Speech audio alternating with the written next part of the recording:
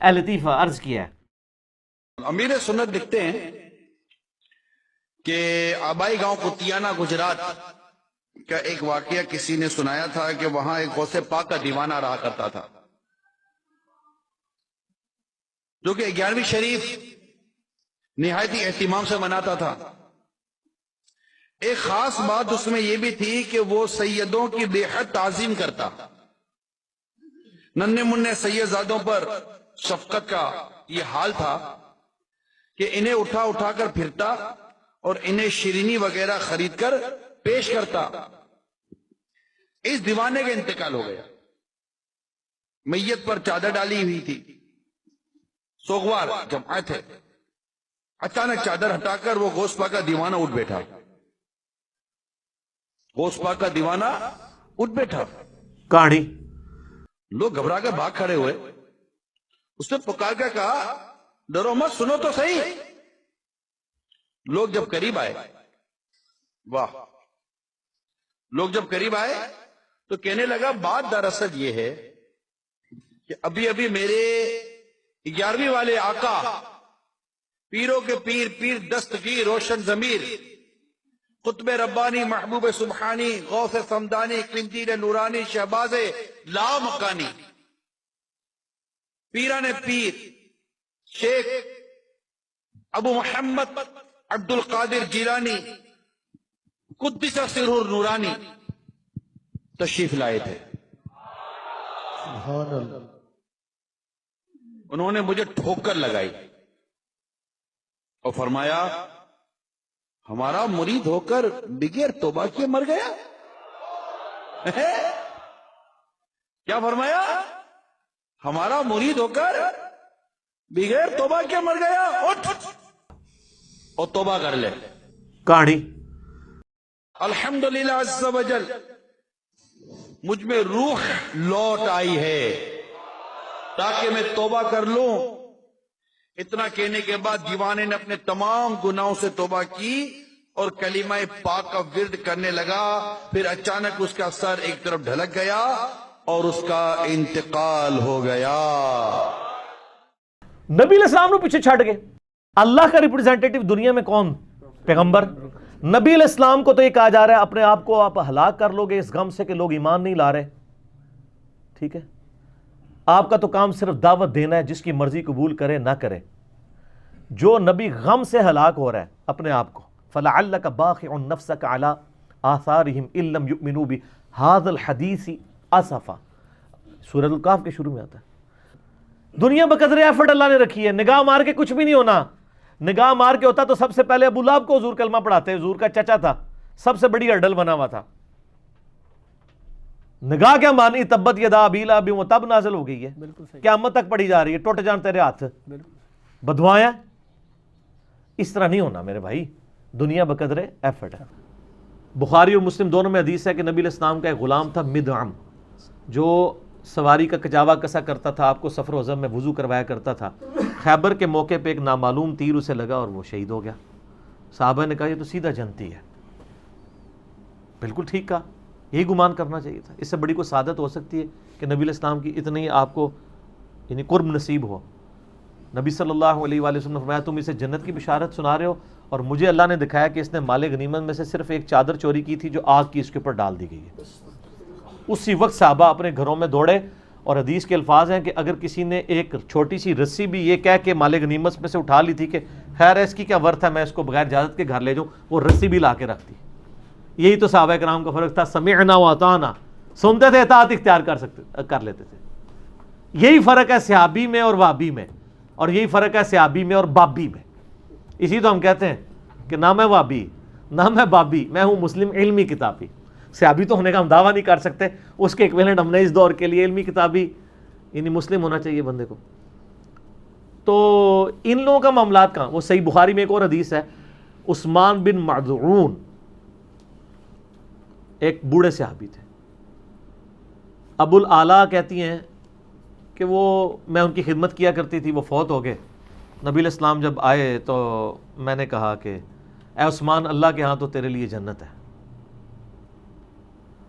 نبی علیہ السلام نے فرمایا کہ ام الاعلیٰ تمہیں کس طرح پتہ چل گیا کہ یہ جنت میں ہے؟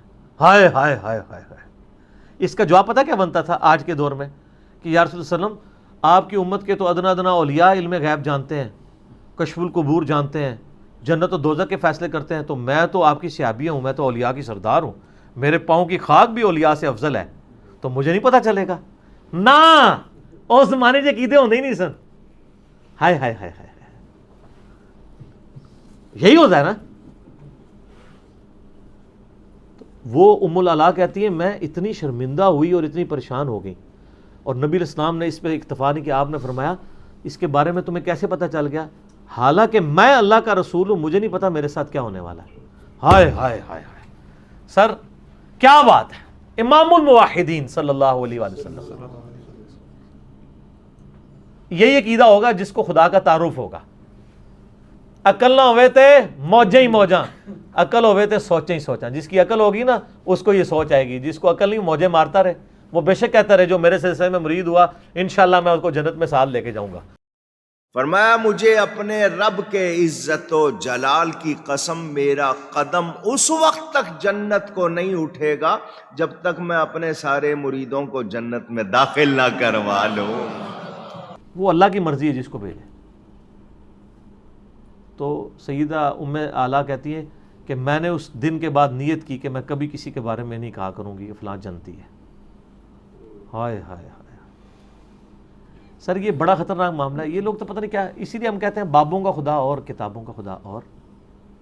وہ صحیح بخاری میں 3617, صحیح مسلم میں 7040 اور مشکات میں 5898.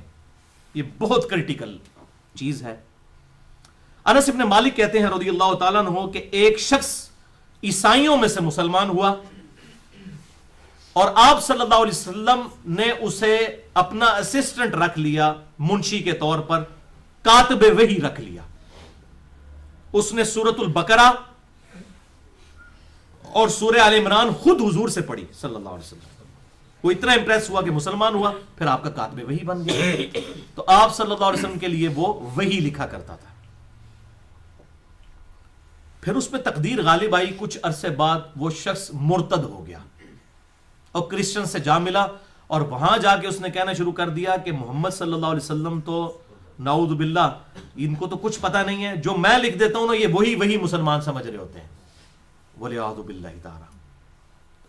ظاہر آپ امی تو تھے, اس میں تو کوئی شک نہیں ہے, لیکن آپ صلی اللہ علیہ وسلم جب وہی لکھواتے تھے پھر وہاں سے پڑھواتے تھے, پھر اس کو خود جو ہے وہ اتھینٹیکیٹ کرتے تھے. کوئی ایک بندہ تو نہیں ہوتا تھا, پبلکلی ایسا ہوتا تھا.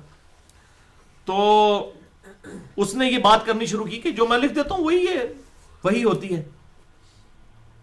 اسی دوران وہ مر گیا. آپ صلی اللہ علیہ وسلم نے فرمایا کہ زمین اسے قبول نہیں کرے گی. اللہ اکبر, بہت بڑی پروفیسی تھی. اس کے ساتھیوں نے اسے زمین میں دفنایا, صبح لاش باہر پڑی ہوئی. پھر انہوں نے کہا یہ ہو سکتا ہے حضور کے صحابہ نے بدلہ اتارا ہو, اس کی لاش باہر نکالی ہو, حالانکہ ان کی تو یہ تربیت ہی نہیں ہوئی تھی. انہوں نے کافی گہری قبر کھودی اور اس کو دوبارہ دفنایا. صبح اٹھے پھر لاش باہر پڑی ہوئی تھی. تیسرے دن انہوں نے اتنی گہری قبر کھودی کہ جتنی کھود سکتے, سمجھ لیں پانی نکلنے تک کی, اور اسے دفنا دیا. پھر صبح اٹھے پھر لاش باہر پڑی تھی. پھر لوگوں کو یقین آ گیا کہ یہ کوئی اللہ تعالیٰ کی طرف سے ہی غیبی معاملہ ہو رہا ہے. آپ صلی اللہ علیہ وسلم نے جو فرمایا تھا نا زمین اسے قبول نہیں کرے گی, ظاہر ہے آپ صلی اللہ علیہ وسلم کی نبوت کو اس نے چیلنج کر دیا نا. کاتب وحی تھا, کوئی عام کاتب وحی بھی نہیں جس نے سورہ البقرہ اور سورہ آل عمران آپ صلی اللہ علیہ وسلم نے خود پڑھی ہوئی تھی. تو وہ مرتد ہو گیا. کہ بھائیو یہ بڑا ڈر جانے کا مقام ہے. ہمیں اللہ تعالیٰ سے دعا کرنی چاہیے. اللہ تعالیٰ بڑا بے پرواہ ہے. یعنی کاتب وحی ہونا اگر کوئی ٹائٹل ہے اور اس ٹائٹل سے کوئی فائدہ ہونا ہوتا تو اس شخص کو ہو جاتا جس کی لاش ہی اٹھا کے بڑے مار دی گئی.